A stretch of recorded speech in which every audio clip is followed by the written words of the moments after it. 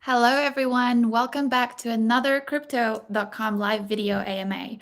I'm your host today, Maria Vantish, and today we'll be joined by Marco van der Heuvel, co-founder and CEO of Merit Circle. Merit Circle is a decentralized autonomous organization, a DAO, on a mission to revolutionize gaming. Founded in 2021, today Merit Circle is focused on investing and developing its NFT marketplace and gaming platform. The Merit Circle community offers scholarships and educational opportunities to aid gamers in their quest to earn cryptocurrency in the metaverse. With over 4,000 participating gamers worldwide, over 500 new joiners every month, and over $2 million in value earned to date, Merit Circle is making the possibility for players to make a living through blockchain gaming a reality. Without further ado, let's welcome Marco, co-founder and CEO of Merit Circle. Welcome Hi, to Maria. BME. How are you? How are you Thank today? you. Yeah, I'm doing great. Thank you. Thanks so much for the invitation. It's great to be here and be able to talk to the Crypto.com audience. And yeah, I'm excited. Amazing, Luz. Our pleasure to have you here. Can you give us a quick introduction to yourself and your background first? Yeah, absolutely. So my name is Marco van den Heuvel. I'm from the Netherlands, and I studied international business and languages. During my studies in early 2017, I was actually tipped by my roommates about Bitcoin, and I was actually fascinated. We live in this digital era, and I figured digital money is a big part of that. And so I started investing some savings and basically just went down the rabbit hole, as I like to call it. So yeah, throughout 2017, did a lot of reading, a lot of studying about cryptocurrencies, started educating others about it, and basically write content about it. Late 2017, early 2018, I started the first company upon request in community building for startups, basically giving them strategies for go-to-market strategy, how do you raise funds, things like that. Did it for about a year before I ended up going solo, actually, in just consultancy work, also in the blockchain space. So yeah, like I said, went very much down the rabbit hole and have ever stayed since. Yeah, did a lot of marketing work, community building work, and so I would say that's mainly where my skill set, besides investing, is. So yeah. Amazing. And what made you take the leap to start Merit Circle? Good question. Oh, sorry, just got a notification. Yeah, good question. Actually, it came pretty naturally. So I was working for a company called Presearch, which is a decentralized search engine. And during my times, I got a lot of space to do a lot of things on the side as well that I found interesting.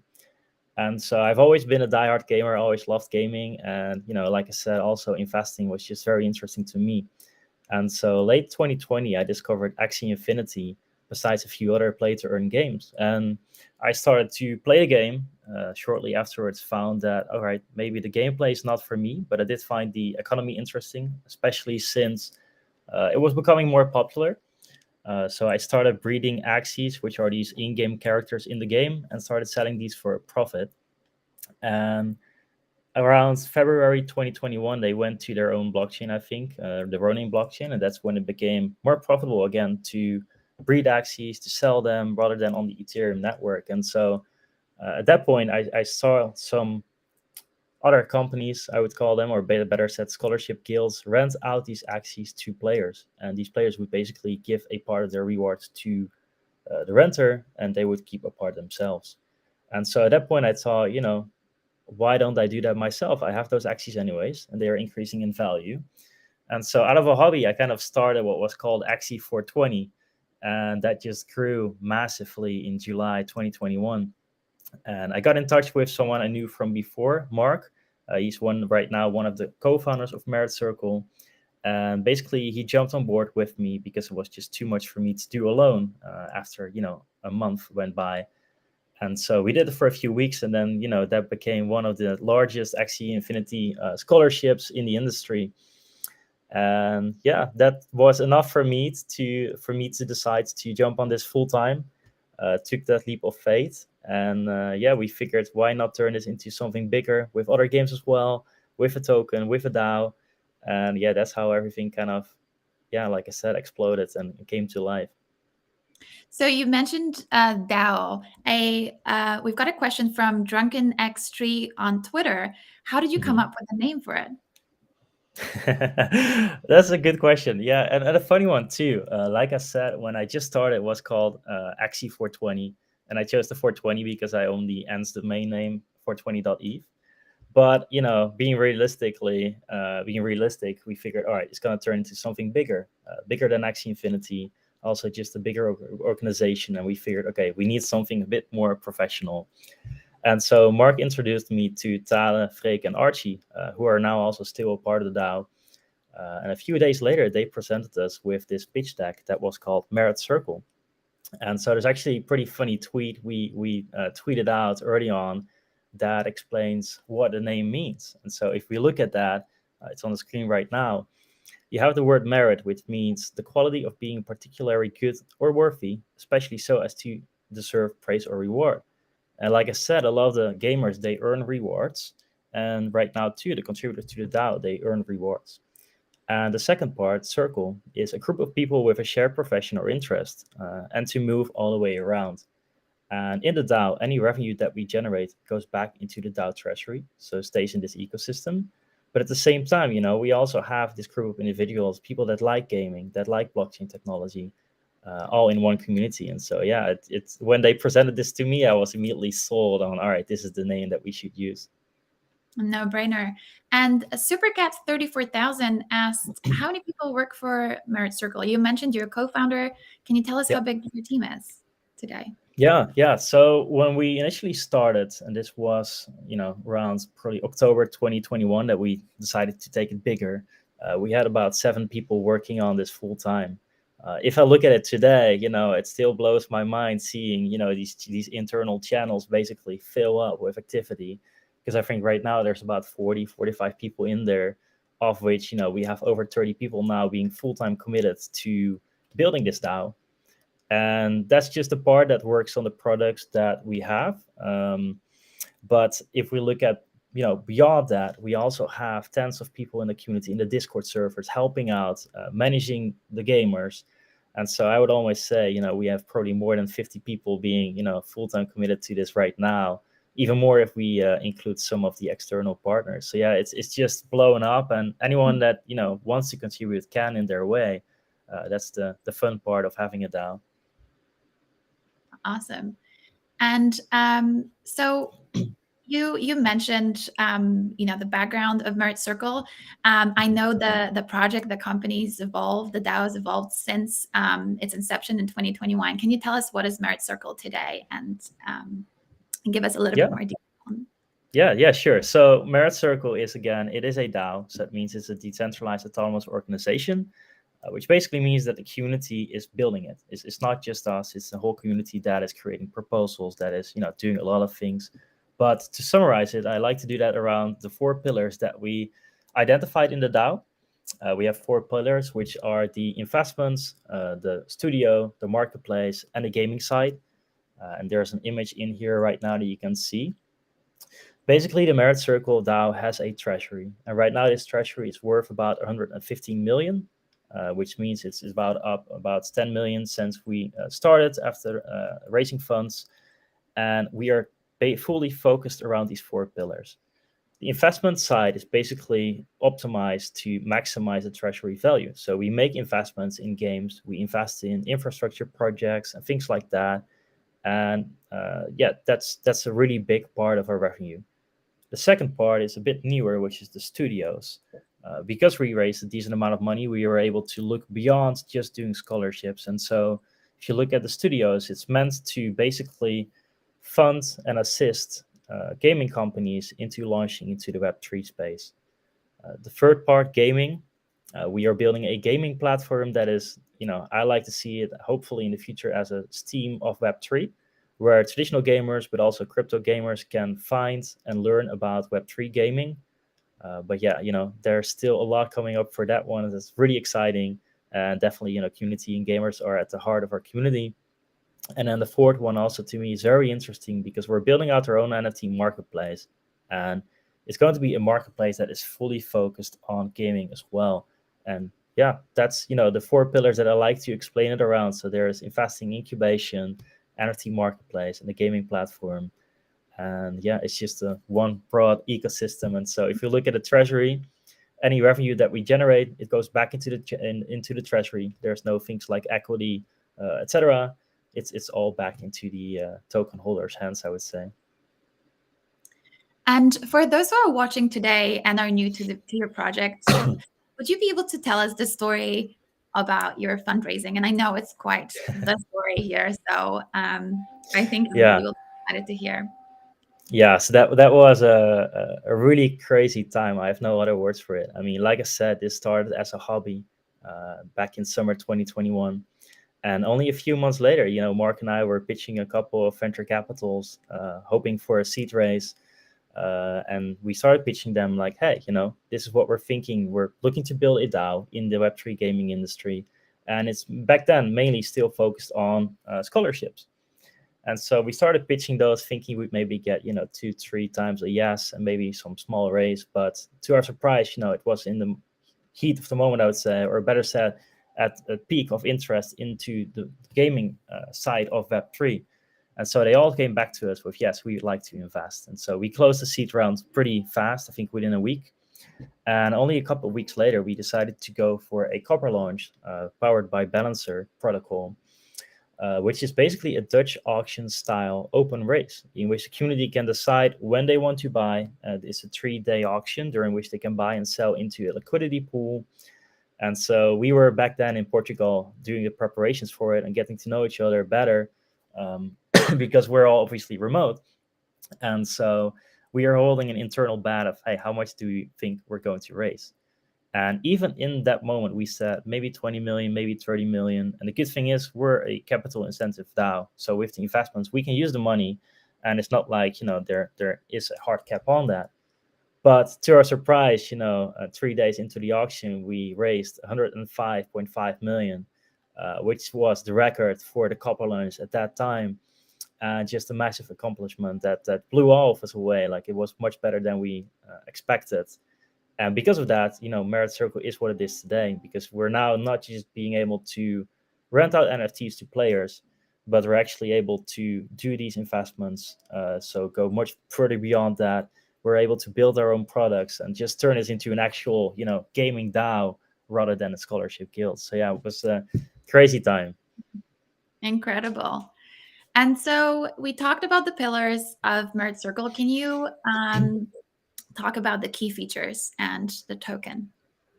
Yeah, sure. Yeah. So the DAO, the treasury, it's all powered by the MC token, and it's the sole token in our ecosystem. We're not going to do tokens for sub DAOs and things like that. We purposely chose to have one token in which all activity, all revenue, etc., flows back. It's one nice ecosystem. And so if you're looking at the token, first of all, it's a governance token. So that said, you can create proposals. You can vote for these proposals based on what you see fit for the Merit Circle DAO. So even myself, I don't always know what is going to happen or what we're going to do, because we have really active community members that are contributing in all sorts of ways and figuring out new approaches for things, such as we have a great de-risking mandate. We have different mandates, actually also an investment mandate about our investments, like how much can you invest without having to make a proposal, things like that. So super interesting. But if we look beyond that, the MC token is also used for staking. And stakers have obviously a bigger weight in voting in the DAO, but also they get rewards. We're always looking for ways to incentivize those that are long-term committed to the DAO, basically. And so in the future, I could very much see things like NFT whitelist spots, early access for gaming, all sorts of these features you can think of will be a part of the MC token, and therefore for the MC token holders. And I think you touched upon this quite a bit, but CodeCrunch and Telegram was keen to find out exactly about your USP, as there are many gaming tokens out there. So Yeah. what is the key differentiator for of Merit Circle? Yeah. So if we're looking at the majority of the gaming tokens, a lot, it kind of says it, right? A lot of them are tied to a single game, to a single game ecosystem. and are part of that. Examples being AXS being governance token for Axie, SLP being the game token, and there's all sorts of examples that we can think of there. But with Merit, we're not so much, we're not building a game. We're a gaming DAO, so we invest in these different games. We build our own products, and so I would say, the MT token goes broader than just a single game, but could also be seen as kind of a bet on the industry. I mean, the Merit Circle DAO has often early access to, these early strategic rounds of fundraising, and again, all the revenue from that, all the profit from that goes back into the treasury. So some people see it kind of as an index play. That's how you can see it. And at the same time, it's more than just the gaming side. Like I said, it also gives you access to, hopefully soon, early access of game from our partners, NFT whitelist spots, and the staking part. So yeah, that's kind of how it differs from a lot of the other gaming tokens out there. Brilliant. And you mentioned staking and governance.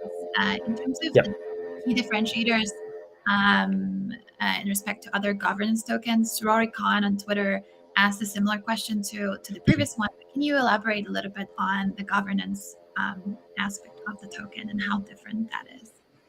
Yeah, sure. Yeah, I think if we look at a lot of the governance tokens, I mean, first of all, I would argue that a lot of DAOs are, not as transparent as I would like them to be.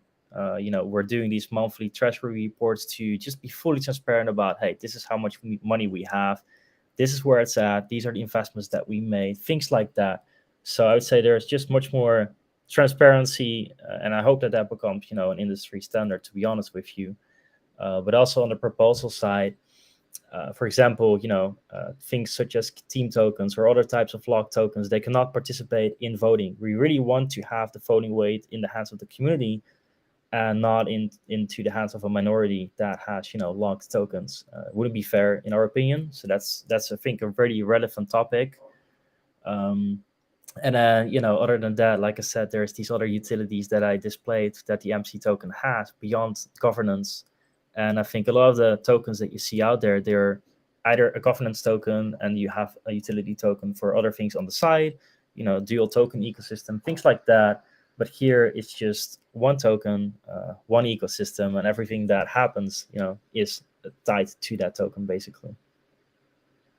Understood. And we've got a question about relating to recent events, market dynamics. Kanye2212 on Twitter asked, with the recent UST DPEG and Luna crash, how do you think the market protect itself from such events? Yeah, that's a relevant question considering what just happened. Indeed, I think there's two sides that you can, or two ways to interpret the question, and I'll just interpret it from the way that I would do it with Merit. With Merit Circle, for example, we had over $10 million in UST in Anchor, and so yeah, was not a very comfortable position to be in if you spotted early on what was happening. And so a couple of hours before the depacking started, we took about a 0.4% loss on our UST, which was about 40K, and converted it to USDC. And this was mainly based on-chain activity of both Anchor and Curve. We saw that there were starting to happen, big withdrawals from these platforms. We also saw the way that Do Kwon was communicating on Twitter, which in my opinion, was a little bit, I don't know, I would call it a little bit cocky, to be honest. And so that to us were just signals that displayed to us, all right, this is not a position that we want to be in. And so I think there's two main learning lessons there. I think don't risk all of your business funds into a single ecosystem or a single token. And I think for the project founders or teams listening to this AMA, I think that's a very relevant one for you to pick up. And the second one is also, diversification again. Don't hold your eggs into one basket. Sorry, I mean the second one is monitor the markets. I mean, I think that's what basically saved us. We were closely monitoring these different signals, and because it was a large position, you want to do that. So yeah, that's how you should or can prevent losing money on that. And if you're talking about the project side, I mean, honestly, it's hard to say how you can prevent this because it was kind of a bank run type situation. How can you prevent it? I mean, yeah, if you talk about a stable coin, make sure that it's collateralized one, and not under collateralized. And I think for other projects, I think the first thing that I mentioned with diversification and not holding all your operating budget into a single thing, I think that's very important. Thank you for answering that one and for the transparency and honesty here. Yeah. So let's talk NFTs. You mentioned the NFT marketplace. Can you tell us what it's about and what the key features are? Yeah, absolutely. And actually, while I'm talking about that, there is a short video that I'll play on the background that is going to give you insights into what this NFT marketplace kind of is. And if I'm correct, I should be sharing my screen right now, and you should be able to see this. And let me just play this. So one of the things that we are building right now is the NFT marketplace. And like I said, it's fully focused on the gaming niche. I think if you look right now on the NFT marketplaces, what you're seeing is there's one marketplace, OpenSea, that has, over 90% in the volume. And if we're talking about that, basically, we're not looking to reinvent the wheel. We're not looking to launch an OpenSea 2.0. No, what we're good at is gaming. And so that's what we're going to be focused on. And I think for game developers, what you're seeing in this video just now is you're seeing a experience. Game developers are able to customize their page. They're able to share what is this game about, and not just see, a blank page with NFTs that, don't really tell a story, I would say. And then for the gamers itself, I would say there's going to be a lot of features that I really liked and other people that we spoke with really liked in other platforms. Which features are going to be in the MVP launch, I cannot really share that yet, because yeah, that whole thing is still being decided into all the details. I mean, there's definitely going to be basic features, but yeah, it's really just focused on creating an experience that translates to enjoying the games, enjoying the NFTs, appreciating the artwork, things like that.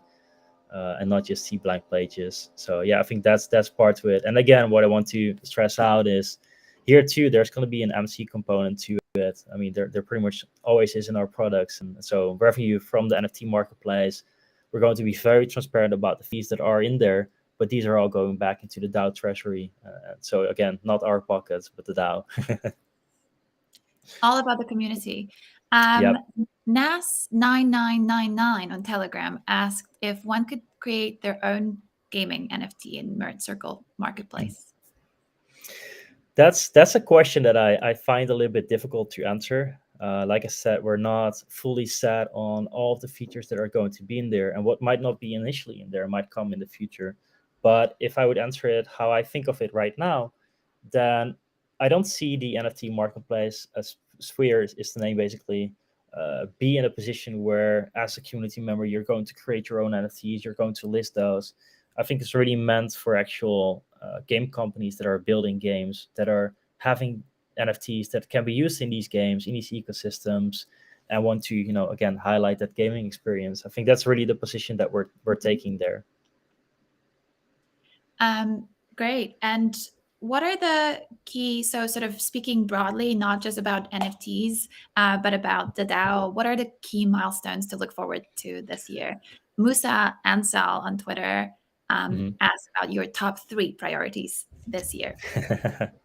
All right, yeah, I can share those. I think, first of all, it is a DAO, so like I said earlier, there's sometimes surprising proposals that the community creates, and so we don't always have influence on what the biggest priorities are. But if we're looking at the roadmap right now, there's 2 main initial priorities. I would say the first one is the launch of the gaming platform. And the gaming platform is really meant to be a hub for a community where you can find other community members, where you can learn about the different games there are in Web3. You can experience them. You can, borrow NFTs from us if you want to, but you don't even have to come for that reason. There's a lot of different components to it, as well as gamification that are just going to enhance the gamer experience. So launching that is a really big priority. And then besides that, we also have, a good amount of people working on the NFT marketplace that I just briefly displayed, and that marketplace is also going to launch later this year, and so it's also a really big priority for us right now to identify the key features we want, to identify the development roadmap, plan things out, and work on that. And then I think the third one, we also have our own NFT project called Eden Horde, which is an amazing lore experience, as I like to call it. It's really an amazing lore that takes you into the world of the Eden Horde with 4 different tribes. And so this year too will be about continuing to build a community around that, continue to build out that experience, and have all sorts of things around that. Things that also the community hasn't necessarily seen yet, but there have been some hints on Twitter. But there's really fun things coming up for that too. So that too is a big priority this year. Amazing! How exciting! Um, Absolutely. and this is a question that that may be a little bit more difficult. But Dion Latour on Twitter asked, "Where do you see Merit Circle 10 years from now?" Oh wow. um 10 years is a long time in this industry. That let's just put that first. I think if we're looking back at this past year, I think it shows how fast things can go. Like I said, I started this just as a hobby, and right now we're sitting here with over 50, 60 people full time committed to building this, and that's crazy. And I don't see this slowing down. So if I look at where we're in a few years from now, or in 10 years, what I'm hoping to see is I'm really hoping to see traditional game veterans, developers, but also traditional gamers join this industry. And my wish is for Merit to be on the forefront of that. The gaming platform, the NFT marketplace, they're all products that can take a position in the industry to onboard millions of gamers.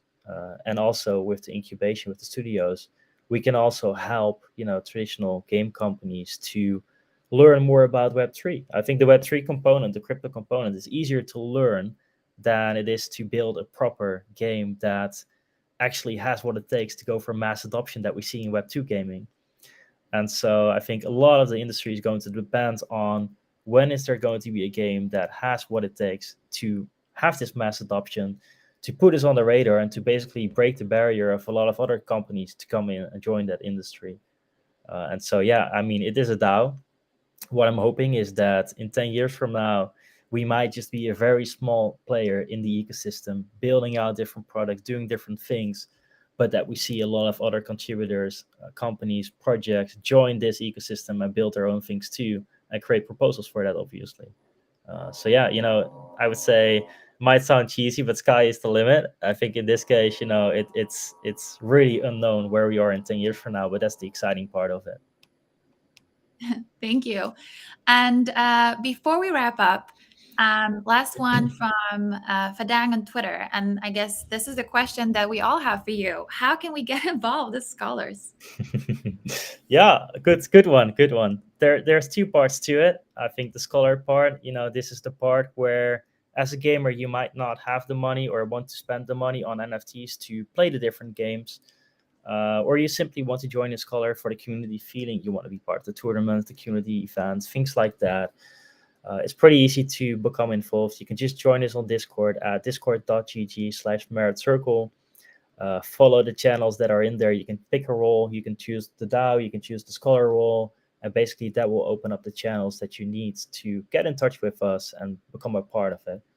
And then, other than that, if you're looking to not become a scholar, but maybe a DAO contributor to build products, to give feedback, things like that, same thing. Join us on Discord, join us on Telegram, and just join these conversations, because there's a lot of ways in which you can be involved. And yeah, these are the easiest way to get in touch. Great. And this wraps up all the AMA questions. Thank you for taking the time to speak with us. And a really big thank you to the community, as always, for sending in questions. Before we say goodbye, Marco, is there any final message for those who are watching us today? Well, I think thank you for tuning in, for spending some time to listen to this. And again, if you're excited about gaming, or if you're just excited to join the DAO and experience what that's like, we are very much eager to welcome you. So yeah, just find us, join us, and most of all, have fun throughout that journey. And thank you, Maria, for hosting the AMA. It was fun. Thank you so much for joining us. You can follow Marco on Twitter at Marco_Merit and Merit Circle at Merit Circle_IO on Twitter, Telegram, Discord, and LinkedIn. Be sure to follow Crypto.com to stay informed about all our upcoming events and announcements. Follow us on Twitter at Crypto.com, as well as our official Telegram channels and on our YouTube channel, where this AMA will remain available after today.